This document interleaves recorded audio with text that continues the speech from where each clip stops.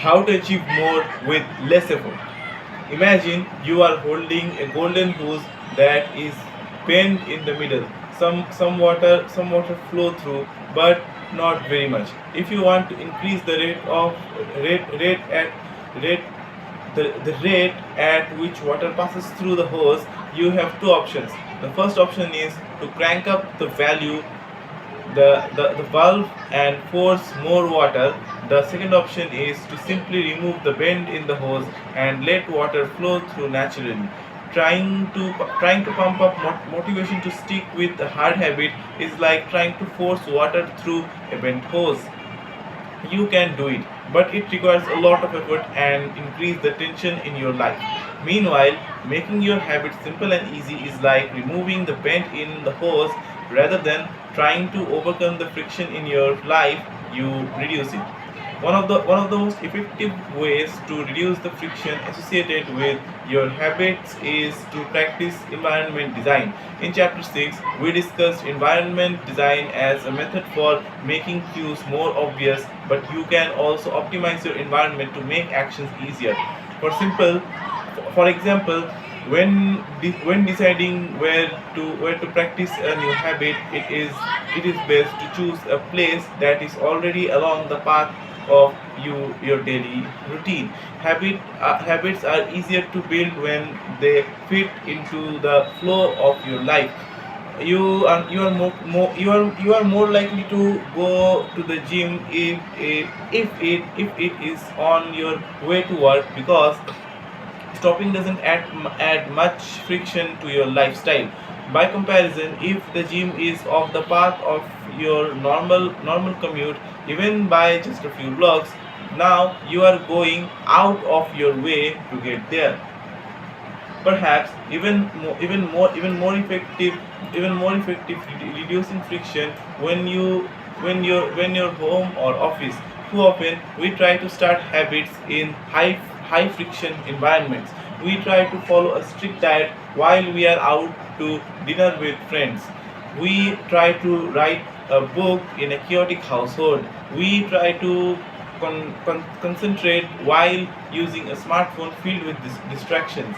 It it doesn't have to be this way. We can remove the points of friction that hold us back. This is precisely what electronics manufacturers in Japan began to do in the 1970s. In the article published in the New Yorker titled "Better All the Time," James Surovicki writes, Japanese firms emphasize what came to be known as lean production, relentlessly looking to remove waste of all kinds from the production process, down to redesigning workspaces so workers didn't have to waste time twisting twisting and turning to reach their tools. The result was the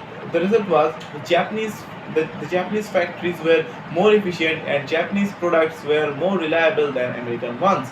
In 1974, service calls for American made color televisions were 5 times as common as for Japanese televisions. By 1979, it took American workers 3 times as long to assemble their sets.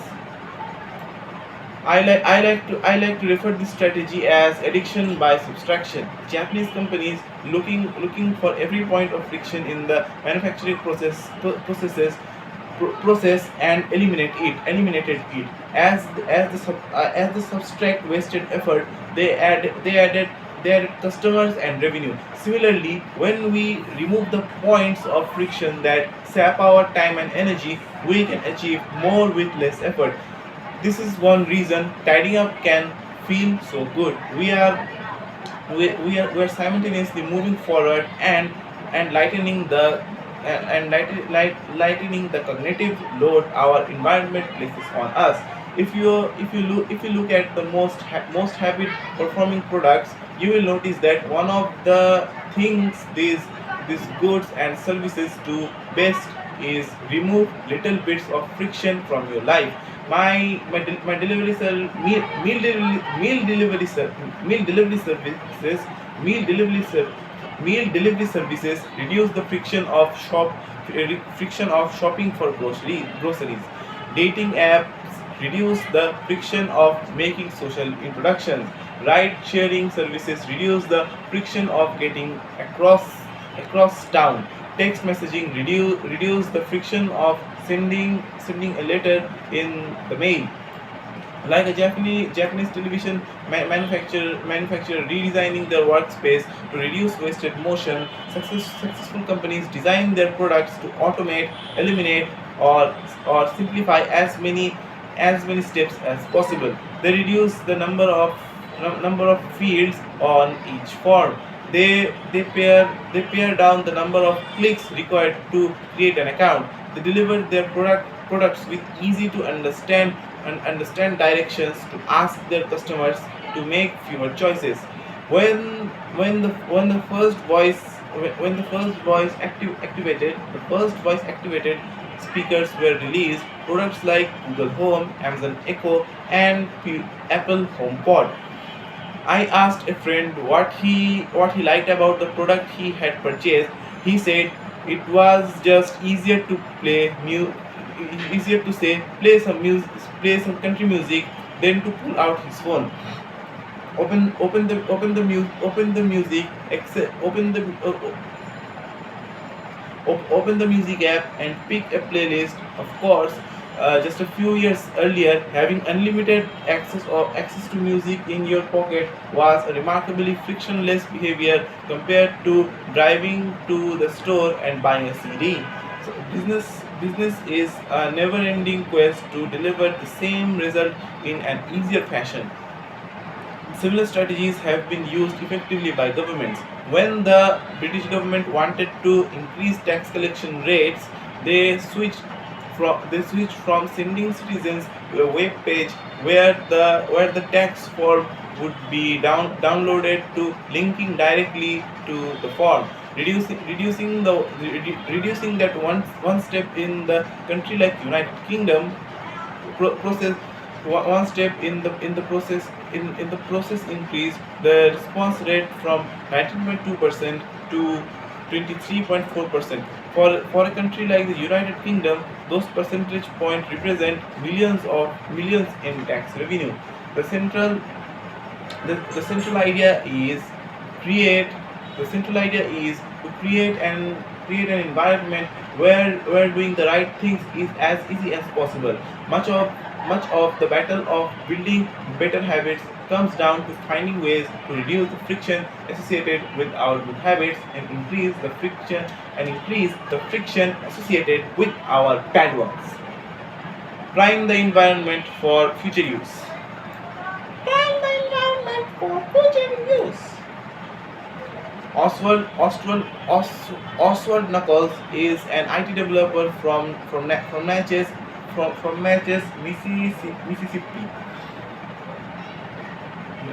Mississippi. He is also someone who understands the power of priming the environment. Knuckles Knuckles Knuckles Knuckles dealt in his cleaning habits by following a strategy he refers to as resetting the room. For instance, when he finished watching television, he placed the remote back on the TV stand, arranges the pillow on the couch, and fold the blankets. When he leaves his car, he throws any trash away.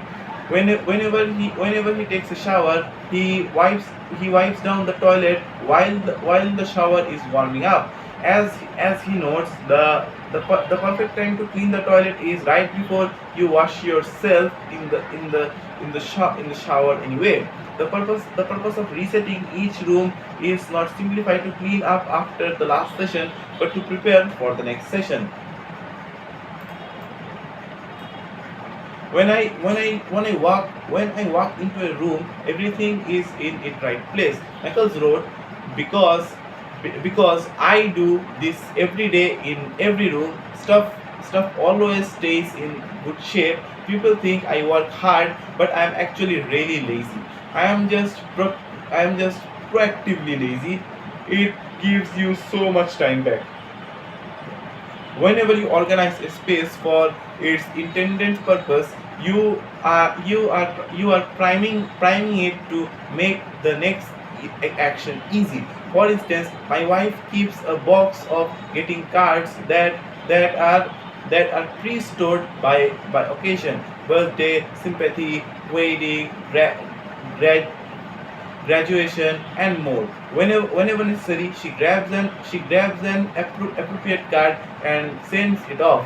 She is incredibly good at remembering to send cards because she has reduced the friction of doing so. For years, I was the opposite. Someone would had someone would have a baby, and I would think I should send a card. But then weeks would pass, and by the time I remembered to pick one up at the store, it was too late. The habit wasn't easy. There are many ways prime your primer environment so it is ready for immediate use. If you if you want to cook a healthy breakfast, place place the place the skittle on the stove. Set the cooking spray on the corner and lay out any plates and utensils you will need the night before. When you wake up, making breakfast will be easy. For example, want to draw more? Put your pencils, pens, notebook, and drawing tools on top of your desk within easy reach. Want to exercise? Set your workout clothes, shoes, gym bag, and water bottle ahead of time.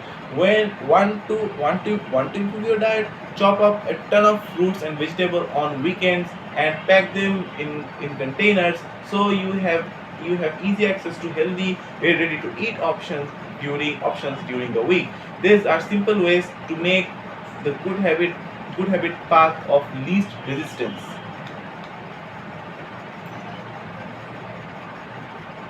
You can also invert the principle and prime the environment to make difficult bad behaviors difficult. If you find yourself watching too much television, for example, then unplug it after each use. Only plug it back in if you can say out loud the name of the show you want to watch. This setup creates just enough friction to prevent mindless viewing. If if that doesn't do it, you can take it a step further. Unplug the television and take the barriers out of the remote after and take the batteries out of the remote after each use. So it takes an extra 10 seconds to turn it back on. And if you are really hardcore, move the television out of the living room and into a closed after each use. You can be sure you will only take it out when you when you really want to watch something. The greater the friction, the less likely the habit. Whenever possible, I leave my phone in a different room until lunch. When it is right next to me, I will check it all morning for no reason at all. But when it is in another room, I rarely think about it, and the friction is high enough that I won't go get it without a reason.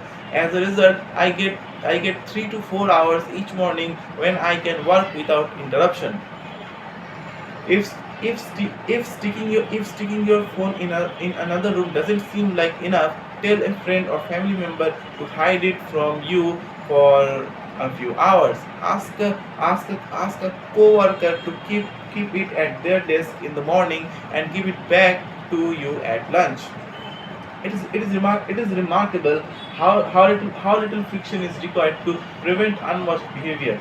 When I hide a beer in the back of the fridge where I can see, I drink less. When I delete social media apps from my phone, I can be weak. I can be weeks I can be weeks before I download them again and log in. This these tricks these tricks are unlikely to curb a true addiction. But for many of us, a little bit of friction can be the difference between sticking with a good habit or sliding into a bad one.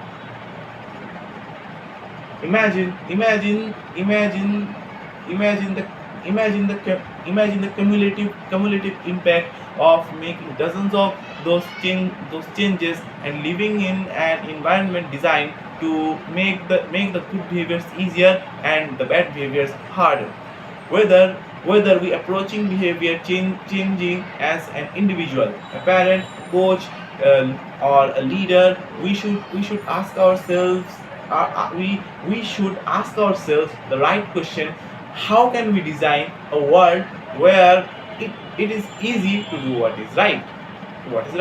Redesign your life so the actions that matter most are also the actions that are easier to do.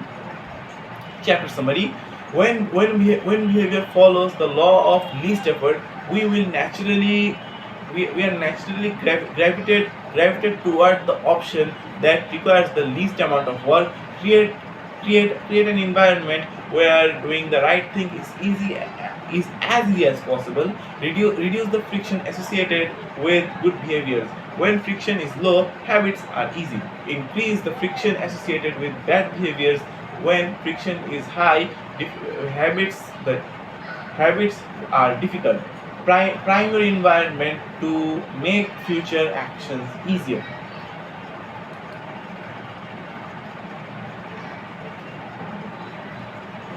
Chapter 13: how to stop procrastinating by using the 2-minute rule.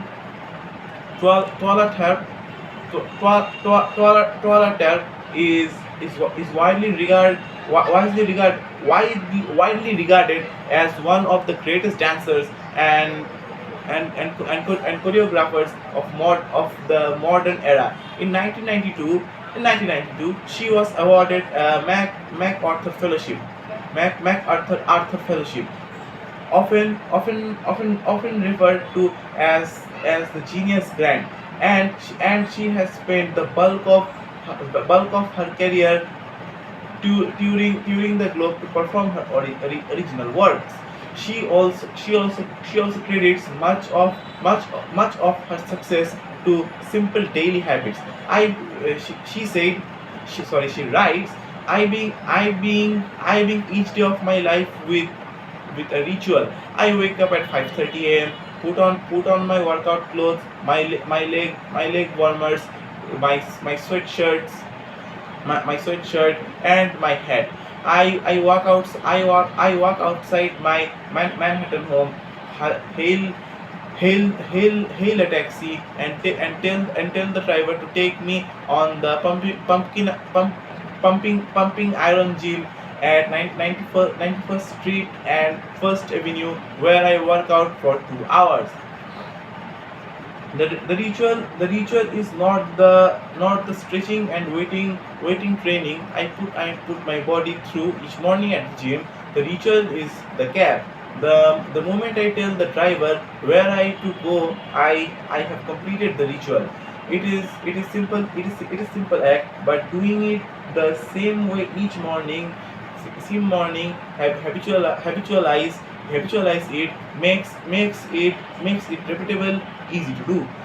It reduce the chance that I would skip it or do it differently. It is one more item in my arsenal of routines and one less thing to think about. Hailing a cab each morning may be tiny action, but it is a splendid example of the third law of behavioral change. Researchers estimate that 40 to 50% of our actions on any given day are done out of habit. This is already substantial percentage, but the true influence of habits is even greater than this number suggests. Habits are automatic choice that that influence the conscious decisions that follow. Yes, a habit can be completed in just a few seconds, but it can also shape the action that you take for minutes or hours afterward. Habits are like the entrance ramp to a highway. They lead you down a path, and before you know it, you're speeding towards the next behavior. It seems to be easier to continue what you are already doing than to start doing something different. You sit though a bad movie for 2 hours. You keep snacking even when you are already full. You check your phone for just a second, and soon you have spent 20 minutes starting at the screen staring at the screen. In this way, the habits you follow without thinking often determine the choice you make when you are thinking.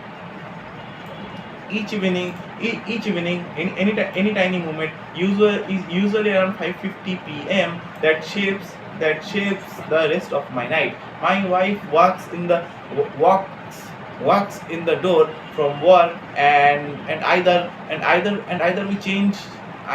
we change into our workout clothes and head to the gym, or we crash onto the couch, or order Indian food and watch The Office. Similar to trailer tap, hailing the cab. The ritual is changing into my workout clothes.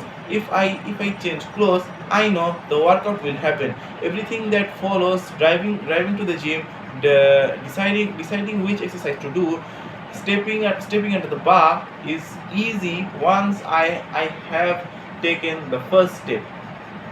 Every day every day every day there are a handful of movements that deliver an outsized impact. I refer to these little choices as decisive moments. The decisive moments, the moment you decide between ordering takeout or cooking dinner. The moment you choose between driving your car or riding your bike. The moment you decide between starting your home workout, or grabbing the video game controller. These choices are a fork in the road. Decisive moments. uh, will I show this decisive moment graph? See this: good choice, bad choice, good choice, etc., and good day, and bad choice, bad day. One bad choice, good choice, good choice, good choice, good choice, good day, bad day.